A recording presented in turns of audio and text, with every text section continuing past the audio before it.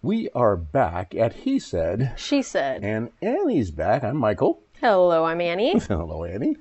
When we spoke last, we said we were going to talk about relationships not being 50-50, and I'm saying this, maybe you don't agree, but that I believe that relationships are 100-100. You put 100% of what you have to offer, and the other person puts 100% of what they have to offer.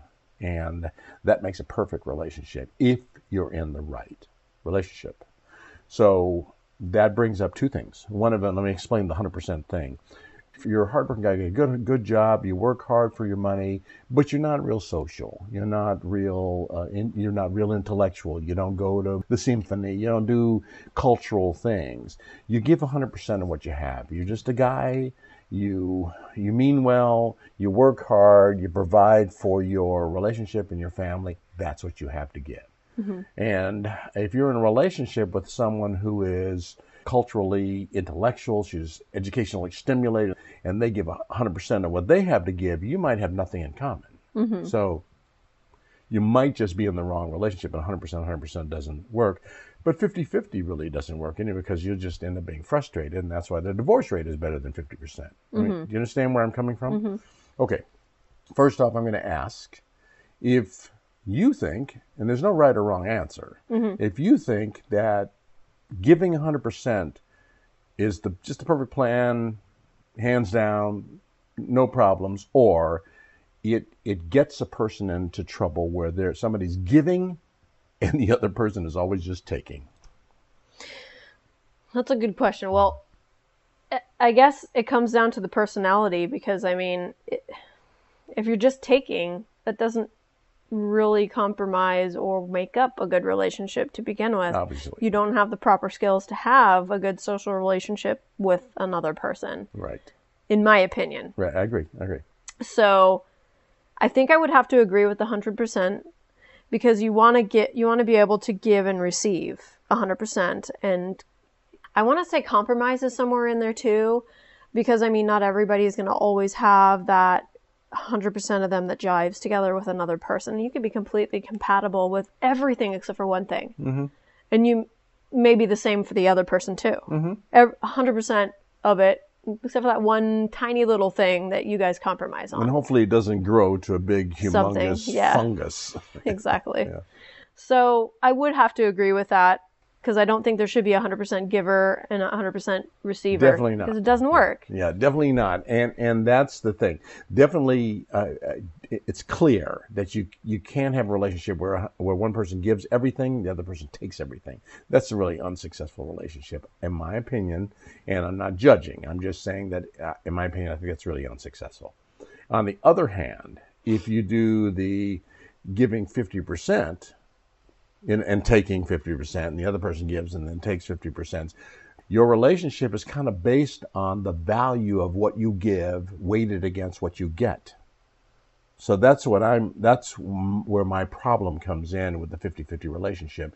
So by that I mean, if you give your hard-earned dollars, like we said in a previous podcast, and what you get from the other person is their domestic labor, you may not value their domestic labor as highly as you value your physical, literal labor out in the field.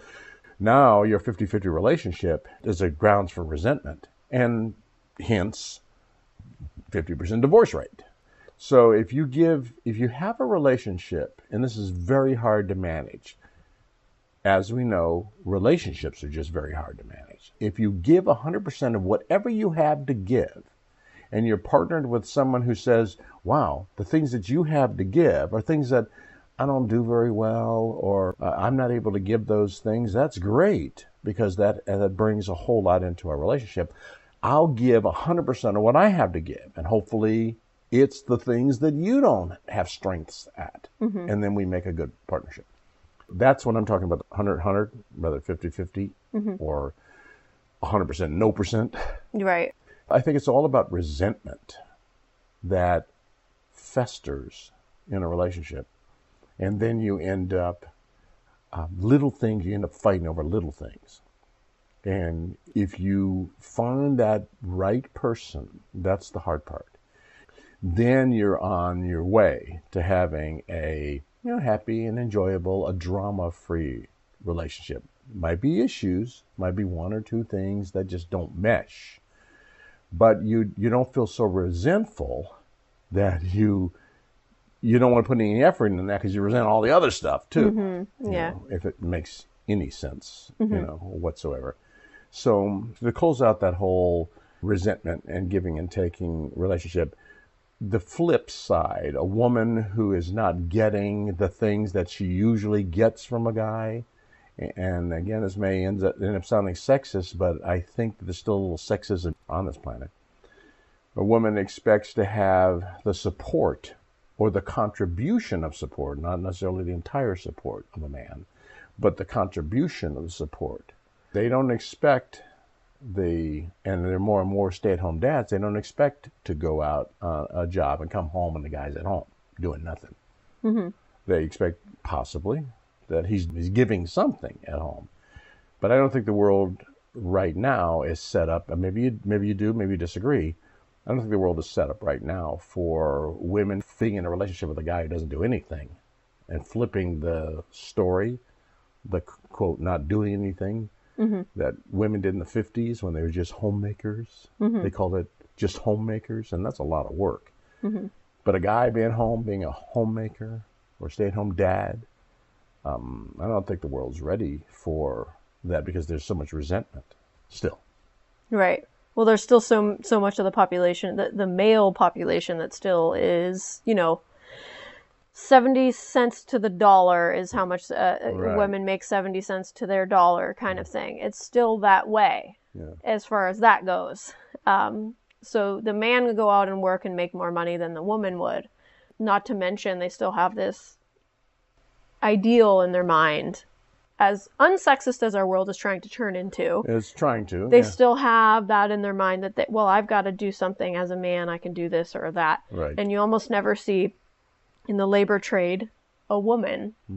So the world isn't ready for that yet. Okay, let me ask you this. And this is kind of an awkward transition, but we had another conversation with a listener who's in her mid-30s, and she's going out into the world, back out into the world to date.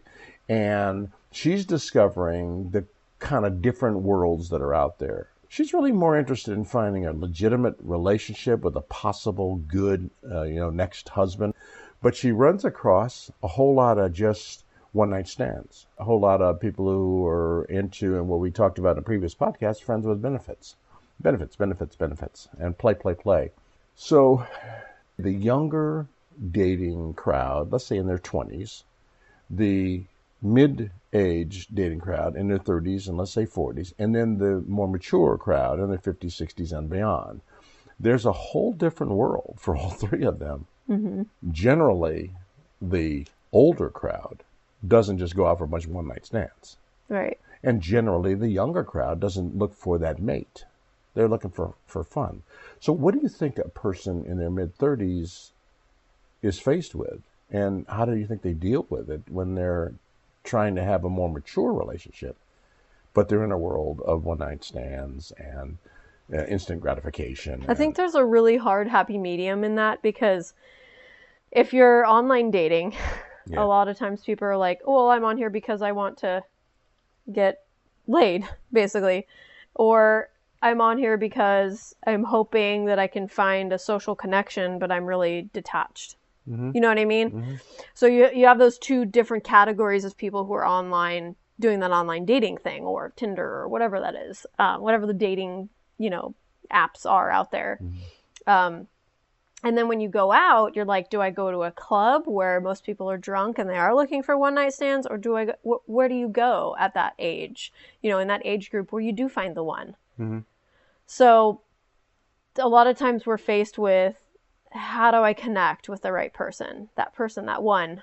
It's not like it is in the movies. Absolutely. Where you're like, oh, I just happened to spot John at the grocery store. Because how many times are you really paying attention to, oh, that guy's really cute? Or, normally it catches your eye because of attraction. Physical attraction. Physical attraction is normally what you... hone in on the very first time. But But by the way, don't mean to interrupt you, but some of the things that we discussed in previous podcasts is that physical attraction doesn't necessarily mean attractiveness. It just means what you're attracted to. right. Because you might have a guy who's huge, just big, buffed, and things like that, and some women don't like that. Or some guy who's very slender in the little skinny jeans or something like that, and some women think, oh, I don't like that at all. Tiny packages. Yeah, so it's about who you're attracted to that you see first. And you say, oh, I'm willing to open up a dialogue with that person because I'm attracted to that type of person. Right. And you're right. You don't usually have those kinds of encounters at the grocery store. No. So the scene, you have to pick the right scene, I would suspect. And I don't know what that scene is, to be honest with you. So I don't know what I would tell this individual as advice for that. Right. Because I don't know. Yeah. Because there's so much out there. But you kind of do know what certain scenes provide the negative. Right. So, for example, if your friend is 38, 39 years old, was married, has a couple of kids, kind of serious about life, wants to have fun, but doesn't want to just be banged against the headboard once in a while by a different guy, she is more likely to find that one-night stand guy at a bar. Right. Or a club. At a club, yeah. Online. Or... Yeah. And there's some sites, I don't even know what they are. Are you familiar with the sites that are dating sites and the sites that are hookup sites? Yeah. Because unfortunately. That'd be cute. Maybe, well, I don't know if we should name names, but I know that traditionally Match or eHarmony. Those are the serious ones. They seem to be a little bit more serious. The one for older adults, I can't remember what that one's called. Then the one they were advertising about farmers only or something like that. Those are intended to be actual connections without being in a physical location. Relationship connections rather than connections. Yeah, right. Yeah. And then there's Tinder. There's another one with a woman's name, Ashley Madison. That's supposed to be a hookup site. Tinder's a hookup hookup site. There was one called like Bumblebee or something weird. I think it's called Bumble. I said Bumblebee, but I was close. That was the one. I never heard of that, where you go there to find friends with benefits, MILFs, and MILFs, and MILFs, whatever. And for those of you out there, there's a whole world of acronyms and abbreviations. There's MILFs and GILFs. There's FWBs, friends with benefits. There's MILF is mothers. I'd like to, and GILFs are grandmothers. I'd like to. Oh wow, I didn't hear that one. GILFs, you just educated me with that. And the interesting thing about it is that back when I was young, really young, a grandmother was somebody in their 50s. Oh my God, that was an old woman. But as I got into my 50s, that ain't so old. That's a young woman now.